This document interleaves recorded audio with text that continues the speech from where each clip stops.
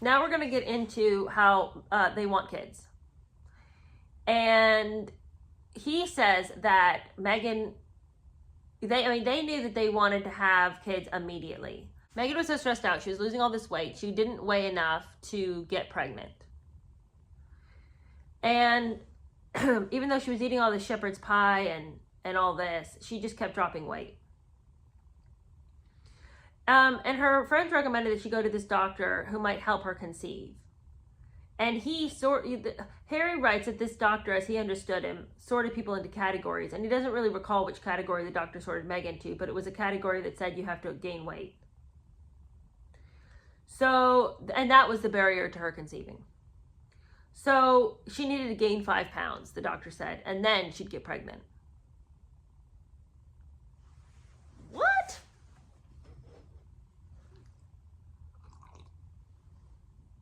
I have never heard of, massive obstacles to pregnancy, but when you gain those 5 pounds, I mean, I guess if you're really, really thin and, your cycle has stopped, okay, whatever, maybe it's possible. All right, so she needed to gain those 5 pounds so she could get pregnant. I guess she just started and didn't stop. Anyway, she ate, and soon she had gotten that 5 pounds. And they looked hopefully at the calendar. They were really excited. Now they could finally really start thinking about having a baby. Now he tells us a story that I wish none of us had heard. He says that they had gone to Scotland to the Castle of May to spend a few days with Pa. Harry claims that the bond between Meg and Pa was stronger than ever and only growing. And at dinner, Pa had over dinner, Pa learned that Meg and Gran shared the same birthday, August 4th, and this just put Pa in a great mood. Into such a wonderful mood that he started telling fairy tales. Pa says that had they ever heard about the Selkies, which were Scottish mermaids, he said. They took the form of seals and cruised along the shore outside the castle within a stone's throw of where they were sitting. So when you see a seal, he advised, you never can tell, sing to it. They often sing back. Oh, come on, you're telling fairy tales, says Meg. No, it's absolutely true, says Pa. Did Pa promise that the Selkies might also grant a wish? We talked a bit during the dinner about the stress we'd been under. If we could just convince the papers to back off, we said, for a little while. Yeah, stress, it's all self-made. You're under so much stress, but no one pities you because everyone has told you, you want to stop being stressed out, stop reading the papers. But they won't stop, and then they sit there and wring their hands and weep on each other's necks. But you made this stress yourself. Anyway, Pa nods, but he felt very important to remind them, just don't read it. And of course, they come back at him with, yes, Paul, we know, don't read it. Anyway, they'd had a nice time. They all left from tea, laughing, talking about one thing and another. And then suddenly, listen to them lay the groundwork for this, Pa's butler burst into the room, pulling a landline behind him. Your Royal Highness, Her Majesty. And Pa sits bolt upright and says, oh, yes. And he goes to take the phone. But no, it's for Meghan. The Queen is calling Meghan. And listen to this. The Queen, no, sir, she's calling for the Duchess. Oh, we all look stunned. Meg tentatively reached for the phone. It seemed Granny was calling to talk about Meg's father. She was responding to a letter Meg had written her asking for advice and help. Meg said that she didn't know how to make the press stop interviewing him, enticing him to say horrid things. Granny now suggested that Meg forget the press, go and see her father and try to talk some sense into him. Meg explained that he lived in a Mexican border town and she didn't know how she'd ever get through the airport and through the press surrounding his house, then through that part of town and then back again quietly and safely. Granny acknowledged the many problems with this plan. Well, in that case, says Granny, perhaps write him a letter. Pa agreed. It was a splendid idea. Look at them rewriting the narrative for us again. So it's Granny's idea that she send that ridiculous, deplorable letter. Remember the stupid calligraphied letter that she sends to her dad, dripping with, pretend kindness? And look at them pinning this on Granny, that this was Granny's idea. But I call BS on this for multiple reasons. If you think that you can't possibly go see your father, because how am I going to get there? How there's going to be all these problems at the airport. There's going to be problems getting into town, all this. You have tons of security, tons of people at your disposal whose job it is to arrange these, like, who would know how to arrange a rendezvous? It is not beyond the pale, and nor do you have to come up with how to do it. You have all these people who can help you. And if your dad is the source of all of the stress and anxiety that you're living under because your dad won't stop yapping, and the only thing to do is to stop him and to talk some sense into him, and the best way to do that would be in person, what is up with all the excuse making as to why you can't ever do things? Well, I would, but I just really can't. It's a good idea, but I just can't. And, here are my pathetic reasons as to why I can't. Yeah, think, how am I going to get there? I don't know. How about on any number of the private planes you seem to be able to corral at your disposal? How about all of the security that you have that would know how to get you in and out of a situation? How about you don't show up at your dad's house? Why don't you guys arrange to meet at another location? There's 1,000 things you could do to make this happen. I'm so sick of the excuses, and I don't think Granny would have bought the excuses either. Okay. Back to the seals.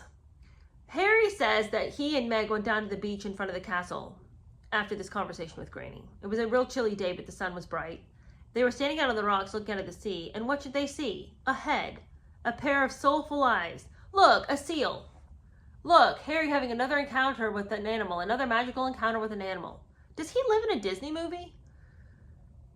The head bobbed up and down, and the eyes were very clearly watching us. Look, another. And just as instructed, I ran to the water's edge and sang to them. I serenaded them. No answer. But of course, Princess Magic over here is going to come up and sing to the seals, and they're going to sing back. Meg joined me and sang to them, and now, of course, they sing back. She really is magic, I thought. Even the seals know it. Suddenly, all over the water, heads were bobbing up, singing to her. A seal opera. Silly superstition, maybe, but I didn't care. I counted it a good omen. I took off my clothes and jumped into the water and swam with them. It's freezing cold, I doubt it. Later, Pa's Aussie chef was horrified. He told us that this had been a supremely bad idea, more ill-advised than diving heedless into the darkest water of the Okavango. This part of the Scottish coast was teeming with killer whales, the chef said, and singing to the seals was like calling them to their blood-soaked deaths. Another animal encounter. Anyway, Harry says he shook his head because it had been a lovely fairy tale. Why did it all have to become dark so fast? Why was everyone always trying to snatch out these good things from my hands? I collected this lovely memory, and then stupid Aussie chef had to say that there was killer whales nearby. Oh, believe me, there's a killer whale nearby, and you're married to her. Okay, so then, and we're almost done. Oh, well, Meg's late. She, I guess her hormones are doing something.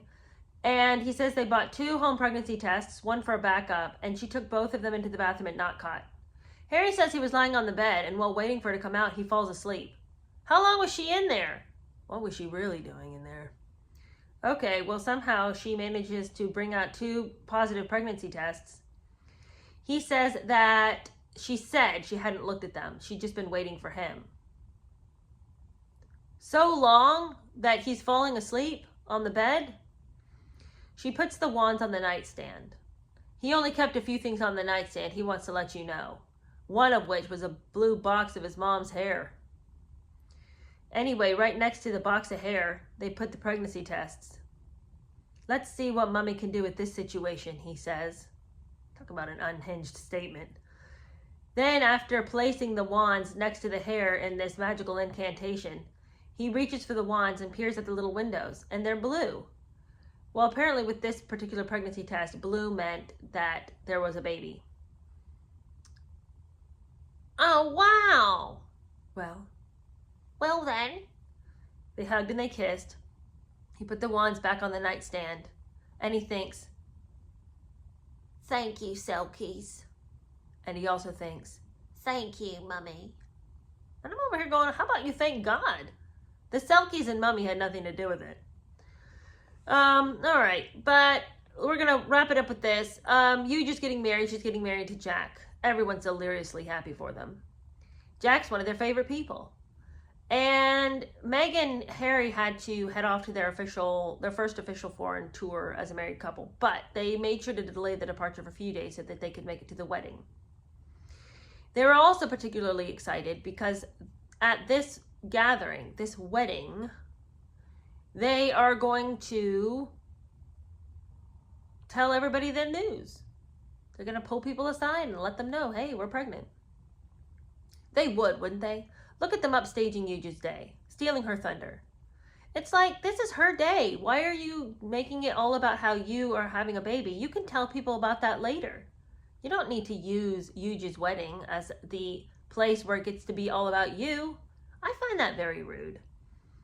Anyway, he says that he had a chance to tell Pa first, and Pa was delighted to learn that he was going to be a grandfather for a fourth time. His wide smile warmed Harry. And then Harry goes on to say that at St. George's Hall, Meg and he pulled Willie aside. And Willie smiled and said that they had to tell Kate. He was very excited for them. She was across the room talking to Pippa. And Harry said that it's fine, we'll just do it later. But William insisted and gestures for Catherine to come, we've got something to say. So they go, Kate comes and they tell her, and Harry writes, she also gave us a big smile and a hearty congratulations. They both reacted as I'd hoped, as I'd wished. What are they going to do, kick you in the crotch? I mean, like, you just finished saying that you're having a baby. What? Nobody's going to be like, damn it. Like, that's ridiculous. Like, why are you even being like, then Paul was happy for us, then William was happy for us, and will you believe it, so was Catherine. Again, what world is he living in? Why is he always expecting everybody to be so hateful to him? I don't understand what world he lives in.